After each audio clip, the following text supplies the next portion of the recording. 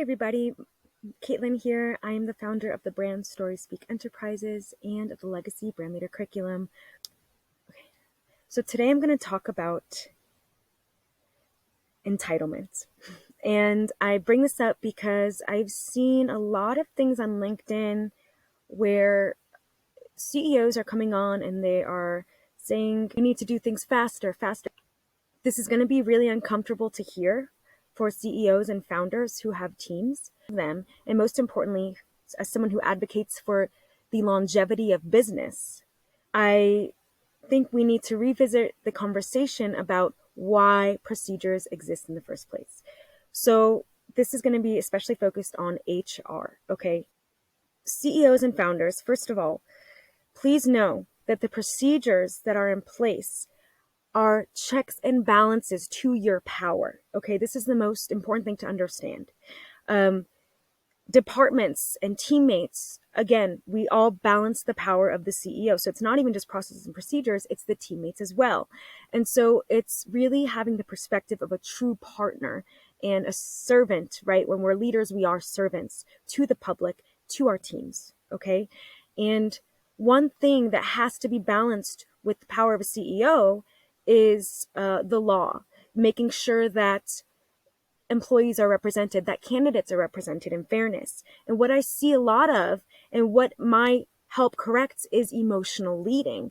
I think all business starts this way, to be honest, especially as solopreneurs. We start as emotional leaders. We want everything done our way, for our benefit, at the speed we want, and we're not really thinking about anyone else, okay? Maybe we're thinking about the customer experience, but we're not thinking about teammates that will come alongside us as people who have their own needs. A lot of times we're seeing them as functions. In order to balance this inequity, what I mean is the inequity of saying that I'm the CEO, you're the team, I hired you to do something for me. We have to correct that and say, instead, I am the CEO, you are a teammate, thank you for coming alongside me, right? And you know things I don't, you complement my strength, you complement my weakness, okay? And so we have to remember that teams and processes are not just for efficiency, they're actually to represent equity and to advocate for the longevity of the business and for the people we work with, okay?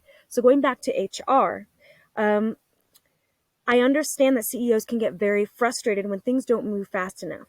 You know, there's things that you as a CEO have to worry about, like productivity and efficiency. But what the HR advocates or providers have to worry about is this being done legally? Are we protecting the business from incurring liabilities that can come in the form of discrimination or bias? And also, not only are we protecting the business from potential liabilities, but are we protecting the employees? Are we enabling equal opportunity and enabling an environment of equity? Okay. And especially in this happy lawsuit culture, there has to be accountability for this. And this is where HR comes in. So for anyone who's complaining about the length of time where it takes to find a candidate, when you actually have these procedures in place, you have to remember the procedures in place protect you and your business and employees in the long term from anyone ever coming back and accusing you, the business owner, or the business, from doing something that didn't actually happen. And you know, if you have business insurance, you might not be worried about it. Oh, I'll just be fine. I'll just pay out money. But it's so much more than that. Your reputation is everything. Relationships are everything.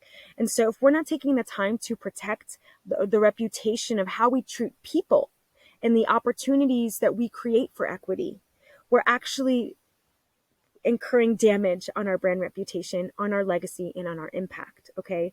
And so when things take longer, these processes, for example, when in HR there's rounds, when we're doing everything to make sure that, number one, we are leaving our emotions out of it.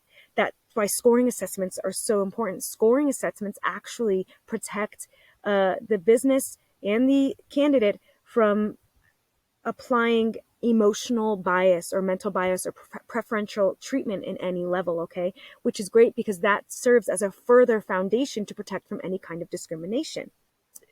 You're creating data, evidence, procedures with these rounds.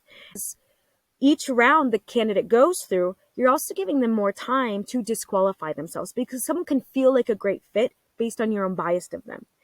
But what scoring assessments also do, and this is proven with things I have set out for business owners before, is you have the right assessments in place and the right rounds in place to allow people to disqualify themselves. You can get a very accurate for someone's work ethic, for someone who is just saying something in a conversation is able to win people over, versus someone who actually means what they say, right? Because charisma sells, personality sell, anyone can sell themselves, but the rounds actually protect the business from having to, and the team from having to experience someone who's not a good fit. So it's really important because culture is everything, right? And so to retain culture, we also have to retain morale and retain respect for the team. And that comes through rounds of meeting the team, et cetera, so that the team can have a say in the individual coming in.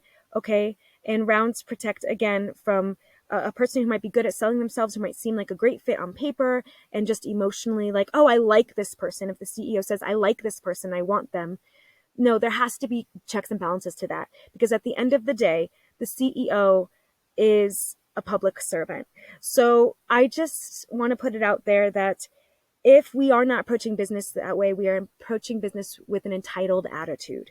Okay. And as someone who works alongside CEOs and founders, this puts consultants, teammates, HR in very difficult positions when we can't work as an equal partner with the CEO. So we can all have these discussions more. You know, there shouldn't be any entitlement. There has to be lots of humility, lots of servant-heartedness and stewardship and trust in our teams, that trust in the processes, that we are doing what's best for the longevity of the business, for the culture, and for all of the people, for the teams, for the candidates, and for ourselves. So thank you for watching this video. I would love to hear your thoughts on this in the comments. If you've made it this far in the video, thank you so much for watching. If you haven't already, go ahead and subscribe on my YouTube channel. And if you are interested in learning more about how you can take your business to the next level, book a free call with me so we can go over your free legacy pledge map and help you create the impact you are designed for. Thanks for watching again, and I'll see you soon.